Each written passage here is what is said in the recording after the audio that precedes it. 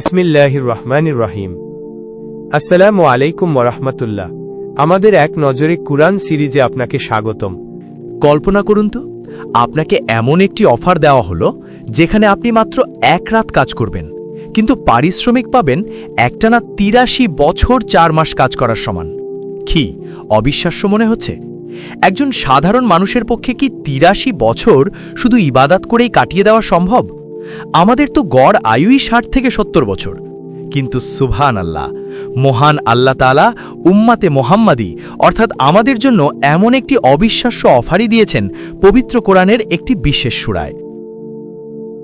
আজকের ভিডিওতে আমরা জানব পবিত্র কোরআনের অত্যন্ত মহিমান্বিত একটি সূরা, সূরা কদর সম্পর্কে। এই সূরার শানে নুজুল শুনলে আপনি অবাক হয়ে যাবেন। আজ আমরা সূরা কদরের প্রতিটি আয়াতের এমন কিছু রহস্য ও তাদাব্বুর জানব যা হয়তো আগে কখনো শোনেননি, তাই ভিডিওটি না টেনে শেষ পর্যন্ত দেখার অনুরোধ রইল। সূরার পরিচয়। চলুন প্রথমেই এক নজরে সূরা কদরের পরিচয় জেনে নিই। বর্তমান কোরআন মাজিদের বিন্যাস অনুযায়ী এটি ৯৭ নম্বর সূরা। এর আয়াত সংখ্যা ৫টি। মাক্কি যুগের শুরুর দিকে এই সূরাটি নাজিল হয়। নাজিলের ধারাবাহিকতা বিবেচনা করলে এটি ২৫তম সূরা। এর আগে সূরা আবাসা এবং পরে সূরা শামস নাজিল হয়েছে। আর মুসাফের ক্রমানুসারে এর আগে রয়েছে সূরা আলাক এবং পরে সূরা বাইয়িনা। নামের রহস্য। আপনারা কি জানেন এই সূরার নাম কদর কেন রাখা হলো? আরবি ভাষায় কদর মানে হল শক্তি, সম্মান, নির্ধারণ বা ফয়সালা। সূরার প্রথম আয়াতেই আল্লাহ তাআলা কদর শব্দটি ব্যবহার করেছেন। মূলত এই রাতে আগামী ১ বছরের জন্য মানুষের ভাগ্য বা তাকদীর ফয়সালা করা হয়। আর এই রাতের সম্মান এতই বেশি যে সেখান থেকেই এই সূরার নাম সূরা কদর হিসাবে বেছে নেওয়া হয়েছে। শানে নুজুল এবং নাজিলের প্রেক্ষাপট। সূরাটি কেন নাজিল হলো তার পেছনের গল্পটি শুনলে আপনার চোখে পানি চলে আসতে পারে। একদিন সাহাবীদের নিয়ে মসজিদে বসে গল্প করছিলেন প্রিয় নবীজি সাল্লাল্লাহু আলাইহি ওয়াসাল্লাম। কথায় কথায় তিনি জানালেন, আগেকার নবীদের উম্মতরা অনেক লম্বা হায়াত বা জীবন পেতেন। বনি ইসরায়েলের এক লোক তো আল্লাহর রাস্তায় একটানা ১০০০ মাস জিহাদ করেছিল, মানে তার জীবনের ৮৩ বছর সে কেবল তরবারিই চালিয়েছে আল্লাহর দ্বীনের জন্য। এই কথা শুনে নবীজির সামনে থাকা সাহাবীরা খুব অবাক হয়ে গেলেন আর সাথে সাথে হতাশও হলেন। তারা ভাবলেন, এক লোক ৮৩ বছর শুধু যুদ্ধই করেছে, অথচ আমাদের বেশিরভাগের তো ৮৩ বছর হায়াতই জোটে না। আগের উম্মাতরা এত লম্বা সময় ইবাদত করে যে মর্যাদা পেয়েছে, আমাদের পক্ষে তা কিভাবে অর্জন করা সম্ভব? সাহাবীদের এই আফসোসের মুহূর্তেই জিব্রাইল আলাইহিসসালাম সেখানে সুসংবাদ নিয়ে হাজির হলেন। আল্লাহ তাআলা সূরা কদর নাজিল করে জানিয়ে দিলেন, হে নবী, আপনার উম্মতের হতাশ হওয়ার কিছু নেই। কদরের মাত্র একটি রাত জেগে ইবাদত করলেই আমি তাদের আমলনামায় ১০০০ মাস অর্থাৎ ৮৩ বছরের বেশি ইবাদত করার সওয়াব লিখে দেব। সুবহানাল্লাহ। কমেন্ট বক্সে একবার সুবহানাল্লাহ লিখতে ভুলবেন না। মেজর থিম, সূরার সেগমেন্ট ও গতিপথ।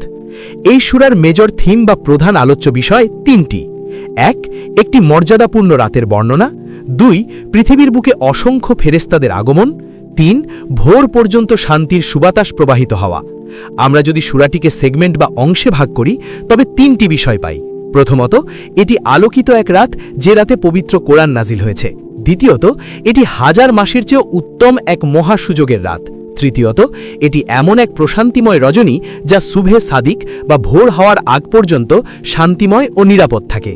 আর এই সূরার গতিপথের সেন্ট্রাল থিম বা কেন্দ্রীয় বিষয় হলো একটাই, সূরা কদরের শ্রেষ্ঠত্ব প্রমাণ করা। সূরার আয়াত ভিত্তিক বিষয়বস্তু বা ওভারভিউ।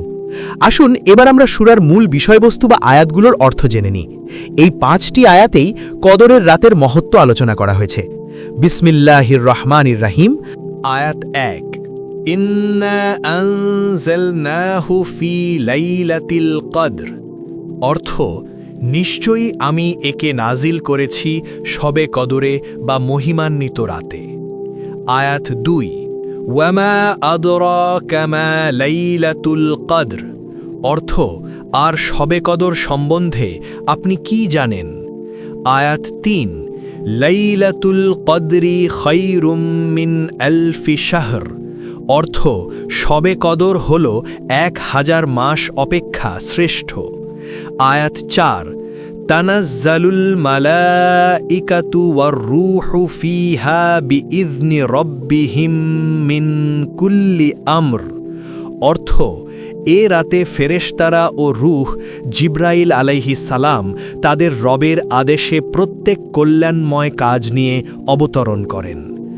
আয়াত 5, সালামুন হিয়া হাত্তা মাতলাইল ফজর, অর্থ, এটা শান্তি যা ফজর উদয় বা ভোর পর্যন্ত অব্যাহত থাকে।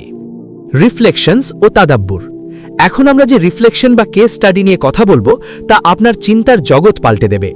সূরার দ্বিতীয় আয়াতে আল্লাহ নবীজিকে উদ্দেশ্য করে বলেন, কদরের রাতটি কত গুরুত্বপূর্ণ তা এখনও তোমার বুঝে আসেনি। এরপর আল্লাহ নিজেই জানালেন কদরের রাতটি 1000 মাসের চেয়ে উত্তম। খেয়াল করুন, আল্লাহ শুধু বললেন 1000 মাস, কিন্তু কত হাজার মাস তা কিন্তু তিনি নির্দিষ্ট করে উল্লেখ করেননি। তার মানে এই রাতের মর্যাদা আসলে সংখ্যা দিয়ে মাপা সম্ভব নয়, এর গুরুত্ব সীমাহীন। এখন প্রশ্ন হলো, আল্লাহ কেন এই রাতটি নির্দিষ্ট করে দিলেন না? এর তারিখ গোপন রাখলেন কেন? হাদিস বিশারদগণ বলেন, আল্লাহ চেয়েছেন আমরা যেন শুধু একটি রাতের ভরসায় বসে না থাকি, বরং রমজানের শেষ দশকের বিজোড় রাতগুলোতে বারবার তার দুয়ারে হাত পাতি। তার সাথে আমাদের সম্পর্ক যেন আরও গভীর হয়। আরেকটি বিষয় ভেবে দেখুন, আল্লাহ দিনের বেলায় নয়, রাতের বেলা কোরআন নাজিল করলেন কেন? কারণ রাতের আলাদা একটা মর্যাদা আছে। মানুষের জীবনে পারিবারিক, সামাজিক নানান প্রতিবন্ধকতা থাকে। দিনভর থাকে ব্যস্ততা, কিন্তু রাতের বেলা চারপাশ শান্ত থাকে, অন্তর চিন্তামুক্ত থাকে। রাতের এই নীরবতায় আল্লাহকে ডাকলে অন্তর সহজেই তার দিকে নিবদ্ধ হয়। হাদিসেও এসেছে, প্রত্যেক রাতের শেষ তৃতীয়াংশে মহামহিম আল্লাহ পৃথিবীর কাছাকাছি আসমানে নেমে আসেন। তাই রাতের মর্যাদাকে কাজে লাগিয়ে বিপদ মুক্তির চেষ্টা করা বান্দার জন্য এক বিশেষ সুযোগ। সূরার শুরু শেষ সম্পর্ক এবং অন্যান্য সূরার সাথে সম্পর্ক। কোরআনের প্রতিটি সূরার গাঁথুনি কতটা নিখুঁত তা এই সূরার শুরু শেষ সম্পর্ক দেখলেই বোঝা যায়। সূরাটি শুরু হয়েছে রাতের আলোচনা দিয়ে, আমি কোরআন নাজিল করেছি মর্যাদাপূর্ণ রাতে। আর শেষ হয়েছে ভোরের আলোচনা দিয়ে, প্রভাত উদয় হওয়া পর্যন্ত রাতটি থাকে নিরাপদ। কি চমৎকার ধারাবাহিকতা! অন্যান্য সূরার সাথে এর সম্পর্ক আরও বিস্ময়কর। বর্তমান কোরআনে সূরা কদরের ঠিক আগেই রয়েছে সূরা আলাক। সূরা আলাক শেষ হয়েছে আল্লাহকে সাজদা করার আদেশ দেওয়ার মাধ্যমে, আর তার ঠিক পরেই সূরা কদরে বলা হচ্ছে মর্যাদাপূর্ণ রাতের কথা। অর্থাৎ কোরআন যেন আমাদের সিগন্যাল দিচ্ছে, হে বান্দা, তুমি যদি আল্লাহর নৈকট্য পেতে চাও তবে সূরা আলাকের নির্দেশ মেনে সূরা কদরের এই মহিমান্বিত রাতে বেশি বেশি সাজদা এবং কোরআন তিলাওয়াত করো। সুবহানাল্লাহ। ফজিলাত এবং আমাদের জন্য শিক্ষা এবং কজ অ্যান্ড এফেক্ট। এই রাতের ফজিলাত সম্পর্কে রাসূলুল্লাহ সাল্লাল্লাহু আলাইহি ওয়াসাল্লাম স্পষ্ট ঘোষণা দিয়েছেন, যে ব্যক্তি কদরের রাতে ঈমান ও সওয়াবের আশায় ইবাদত করবে তার আগের সকল পাপ ক্ষমা করে দেওয়া হবে। ভাবতে পারেন, আপনার অতীতের সব গুনাহ মাফ হয়ে যেতে পারে মাত্র এক রাতের ইবাদতে। এখানে একটি কজ অ্যান্ড এফেক্ট বা কারণ ও ফলাফল লুকিয়ে আছে। কারণ হলো কদরের রাতে ফেরেশতারা নেমে আসেন, ফলে ভোর অবধি চারিদিক শান্তিময় ও নিরাপদ থাকে। ফলাফল হলো, যেহেতু পরিবেশ শান্তিময়, তাই এই সুযোগ কাজে লাগিয়ে আমাদের উচিত মন প্রাণ উজাড় করে আল্লাহর ইবাদত করা এবং চোখ ভিজিয়ে তার কাছে গুনাহের ক্ষমা ও অনুগ্রহ চাওয়া। প্রিয় দর্শক, মানুষের জীবন খুব ছোট। 83 বছর বেঁচে থেকে প্রতিদিন ইবাদত করার সৌভাগ্য আমাদের হয়তো হবে না, কিন্তু পরম করুণাময় আল্লাহ আমাদের লাইলাতুল কদরের মতো যে সুবর্ণ সুযোগ দিয়েছেন তা কোনোভাবেই হাতছাড়া করা বুদ্ধিমানের কাজ হবে না। আসুন, রমজানের শেষ দশকের রাতগুলোতে আমরা অন্তত কিছুটা সময় মহান রবের দরবারে সিজদায় পড়ে থাকি। কে জানে, হয়তো এই একটি রাতেই লুকিয়ে আছে আমাদের নাজাতের ফয়সালা। আজকের ভিডিওটি কেমন লাগলো তা অবশ্যই কমেন্ট করে জানাবেন। সূরা কদর সম্পর্কে এই চমৎকার তথ্যগুলো হয়তো আপনার অনেক বন্ধু বা আত্মীয় জানেন না, তাই ভিডিওটি এখনই শেয়ার করে দিন। আপনার একটি শেয়ার হতে পারে আপনার জন্য সাদাকায়ে জারিয়া।